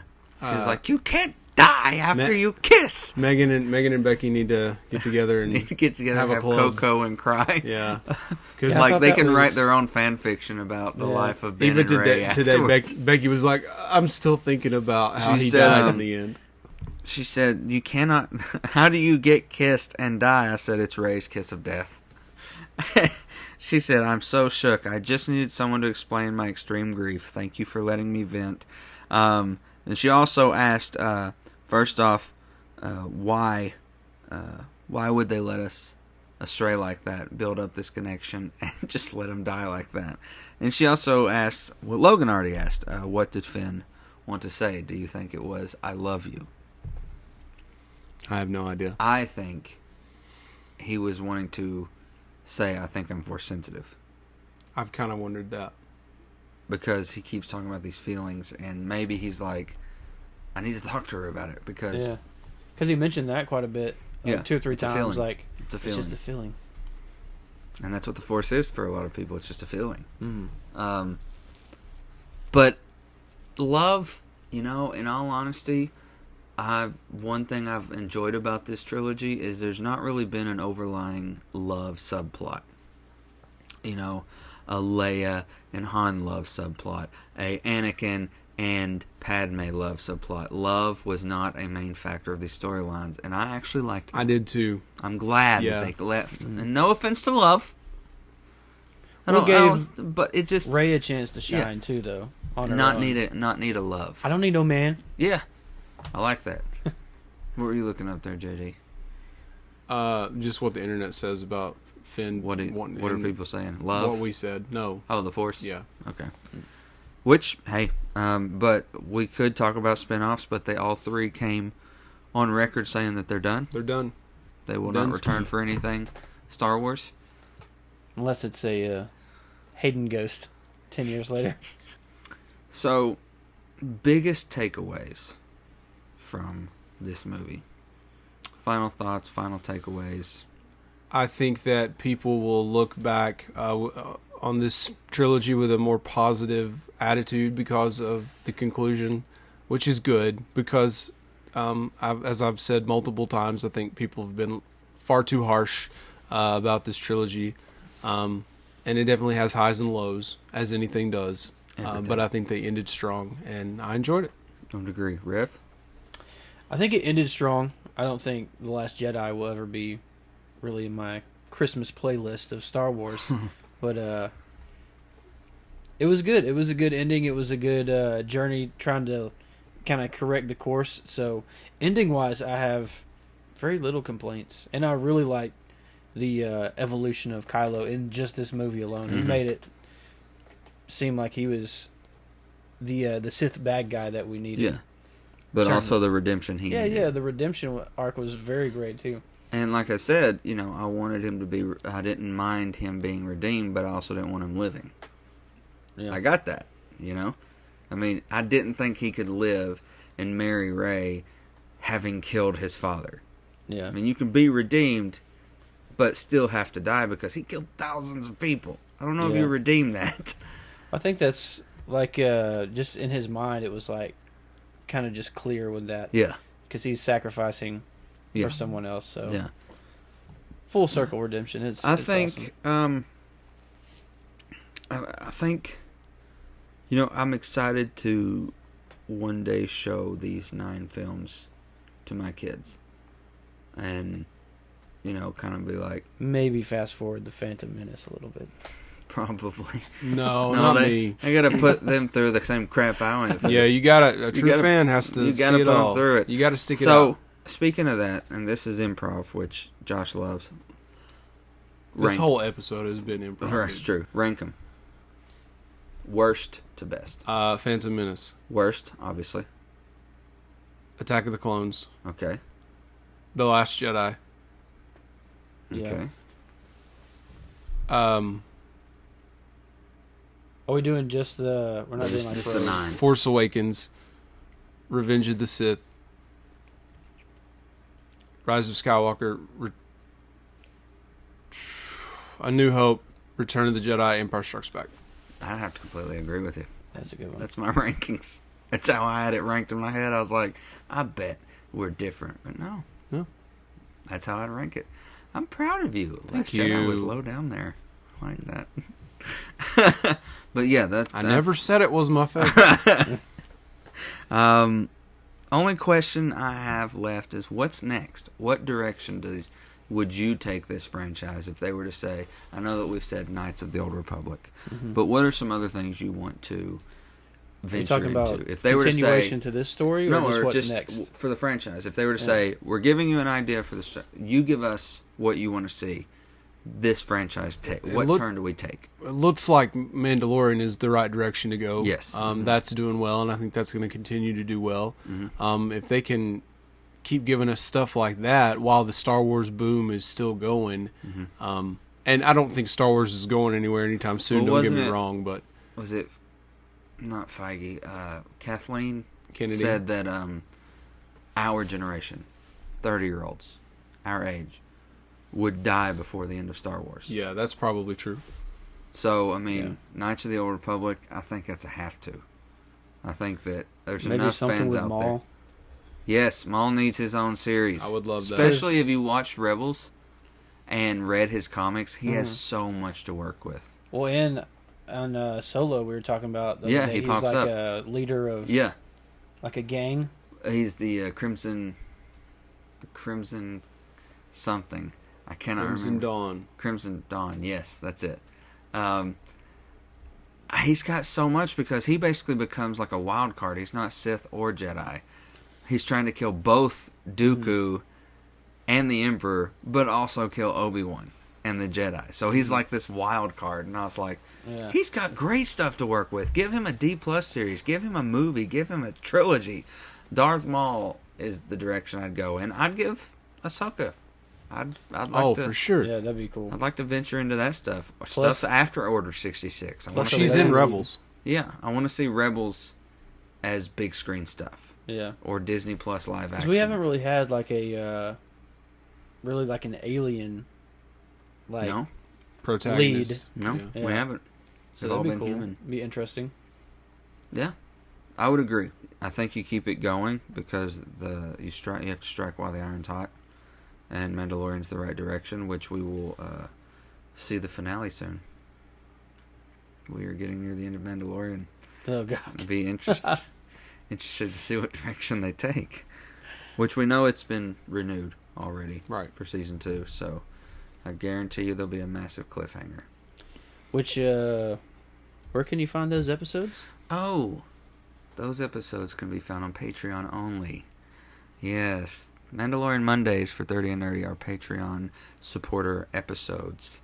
If you want to become a patron of just $5 a month, you'd spend more at Starbucks in a visit. And you get to be a part of Mandalorian Monday. And whatever fun bloopers, stuff like that, which we're going to have a lot of bloopers. Quite a few. Please consider doing that. And we also just want to give you all a special thanks. This was our Season 1 finale. Those of you who have followed us, shared everything we've done, subscribed to us, from Georgia to North Carolina, Texas, Arkansas.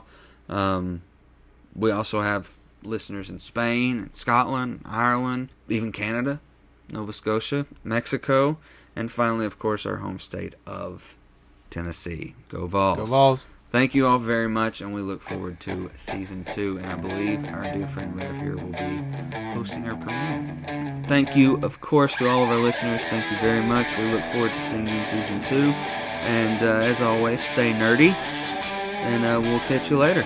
Thanks so much, guys. We'll see you later, nerds. Peace.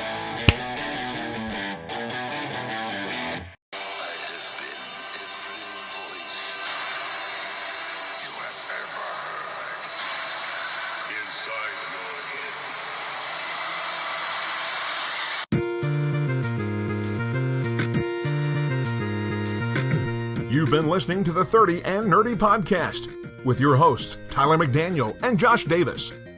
Brought to you by Encore Theatrical Company, Akita Express, Creative Theater, and Advertising Expressions. Find us, follow us, and like us on Instagram, Twitter, and Facebook. Visit our website, 30andnerdypodcast.com. Got something to tell us? Drop us an email, 30andnerdypod@gmail.com. Until next time, cheers to you, nerds!